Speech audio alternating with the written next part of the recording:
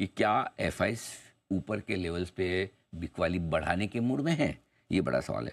22,550 ये लेवल इतना इम्पोर्टेंट क्यों? और बाजार में डर भी है और उम्मीद भी। उम्मीद पिछले हफ्ते ने जगाई है और डर तो हमें है ही। डरे तो हमें ही, उसमें क्या है बड़ी बात है। तो ठीक है, तो इन दोनों के बीच में जीतेगा कौन? ये तो चैंपियंस ट्रॉफी है नहीं। यहाँ तो दो ही इमोशन है, दो में से एक को जीतना होता है। कौन सा इमोशन जीतेगा, इन सब पर पूजा जी अब हम करते हैं शुरुआत चर्चा की। तो शुरुआत से पहले ग्लोबल मार्केट से ही करते हैं, जैसे आपकी इच्छा। देखिए, आप कभी कभार तो आती हैं सुबह वाली शो में। हाँ, और इसलिए जैसा आप बोले। नहीं, तब मैंने की बाजारों से शुरुआत करते हैं सर, क्योंकि यूएस के मार्केट हमने देखा कि मजबूती के साथ बंद हुए, लेकिन काफी ज्यादा उतार चढ़ाव रहा वहां पर भी। कैसे दिखाई दे रहे हैं अमेरिकी बाजार? ठीक है, अमेरिकी बाजारों में देखो एक चीज क्लियर है, अमेरिका में वॉलेटिलिटी उतार चढ़ाव बढ़ रहा है। और कल भी शुक्रवार को भी अगर आप देखें 700 सवा 700 पॉइंट की रेंज रही डाउ में, और फाइनली बंद होते होते अच्छी रिकवरी हुई, मजबूत खुले, जोर से गिरे, गिर के अच्छे उछलकर ओवरऑल मजबूती वाला ट्रेंड रहा, क्योंकि सेकंड हाफ काफ़ी बेहतर था अमेरिकी बाजारों का। और बंद होकर 225 पॉइंट ऊपर बंद हुआ आपका डाउ। नेस्डैक भी मजबूती के साथ 100-125 पॉइंट ऊपर बंद होता दिखा। लेकिन एक चीज़ क्लियर है, पूरा हफ्ता आप पिछले हफ्ते देखिए, सिर्फ शुक्रवार को छोड़ दे जहाँ 200 पॉइंट की रेंज में बंद हुआ, लेकिन अदरवाइज हर रोज़ 500-600 पॉइंट से ज़्यादा की क्लोजिंग बेसिस पे है। और शुक्रवार को अगर ज़्यादा ऊपर नीचे बंद नहीं हुआ तो, लेकिन इंट्राडे वॉलेटिलिटी काफ़ी थी। सो उतार चढ़ाव बढ़ रहा है, ये संकेत साफ है। और क्यों बढ़ रहा है, इसके जिम्मेदार है ट्रम्प साहब। मतलब कुछ ना कुछ बोलेंगे, कुछ ना कुछ करेंगे, उससे वॉलेटिलिटी होनी है। कभी मतलब पुचकारेंगे, कभी धमकाएंगे, वैसा वाला हाल है। और इस बार कल उन्होंने एक बड़ी इंटरेस्टिंग चीज़, कल मतलब इस वीकेंड पे एक बड़ी इंटरेस्टिंग चीज़ की। इस बार उन्होंने धमकाया किसको? अपने दोस्त को, और वो है रशिया, रूस।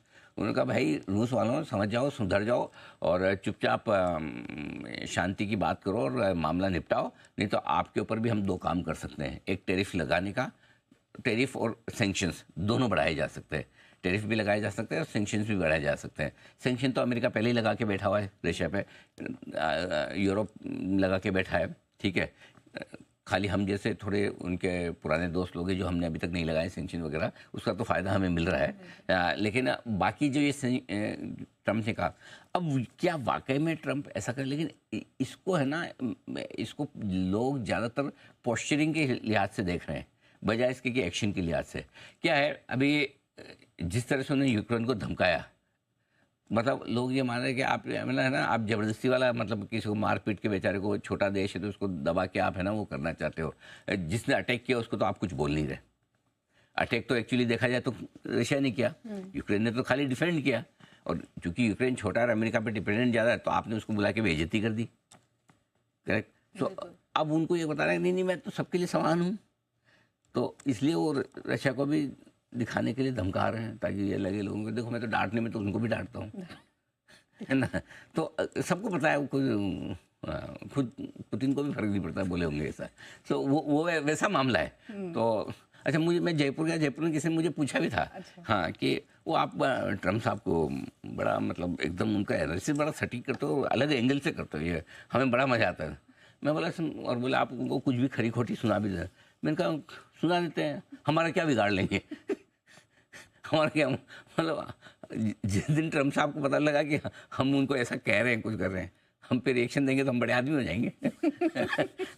ये मजाक की बात है, मैंने उनको कहा। मैंने कहा लेकिन सीरियसली जो कुछ कहते हैं, हाँ, उसके अंदर के मतलब निकालना ज़्यादा जरूरी है बजाय बात के। क्योंकि जो कह रहे हैं उस पर आपने रिएक्शन दे दिया तो आप समझ नहीं पाएंगे वो करना क्या चाहते हैं।